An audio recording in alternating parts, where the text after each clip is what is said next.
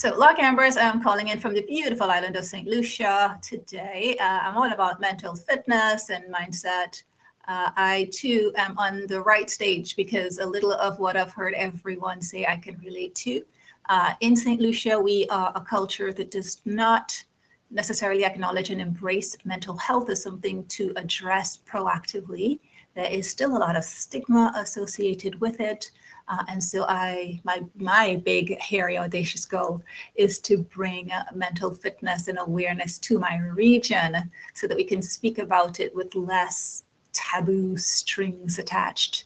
And I also recognize that a lot of our women of color in America, in the UK and abroad do have strong Caribbean linkages. And so while they personally may have been relocated and reside elsewhere, a lot of that mindset and culture has come through generationally, and so they are still impacted by old ideologies. So I'm here today to use this platform to just get the word out that we can do something about it. We can develop more mind mastery, and ultimately that's what everything I speak about is about. So thank you for the opportunity, Samana. I yield the mic. Thank you. All right. So thank you for that vulnerable share also.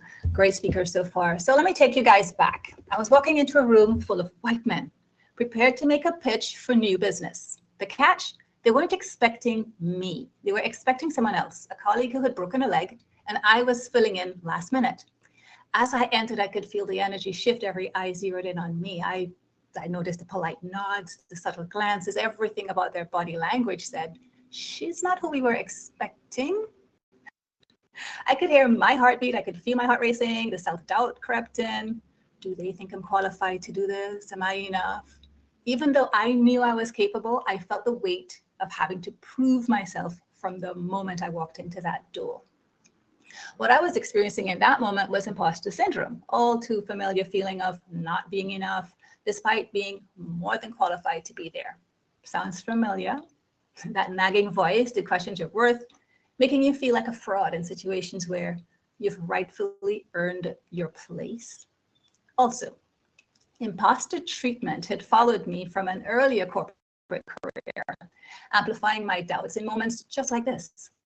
Elizabeth Leiber, in her book, I'm Not Yelling, shares the unique perspective of women of color in professional spaces where you walk into rooms that don't expect you, where your voice and presence are questioned more than anyone else's. Imposter treatment, she says, feeds into a cycle of perfectionism and burnout, limiting the ability of women of color to fully own their power. Laura highlights how this constant pressure to shrink, to adjust, and to not be too much feeds directly into imposter syndrome.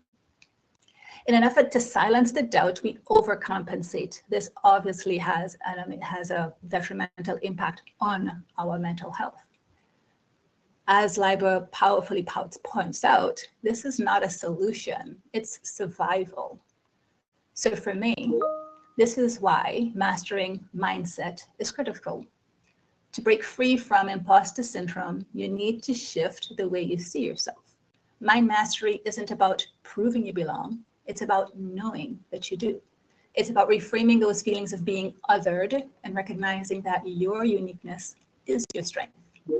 When we master our mindset, we stop relying on external validation to prove our worth. You can walk into any room, even the rooms where we are not expected, with the confidence of knowing that you are exactly where you need to be. So this was my journey. And there are three things that I have picked up just to share because they have served me really well. One, self-awareness.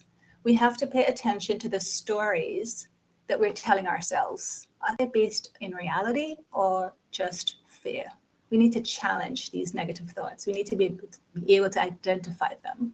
The second, and I've heard this on this stage here this morning, is setting boundaries.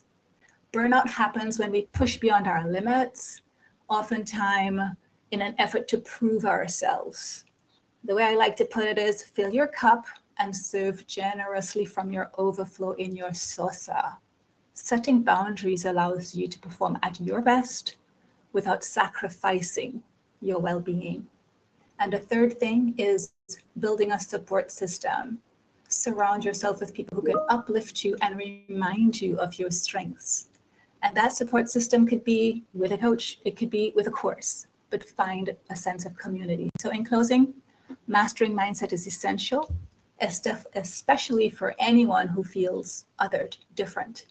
The key is not working harder to prove yourself, but in recognizing that you already belong.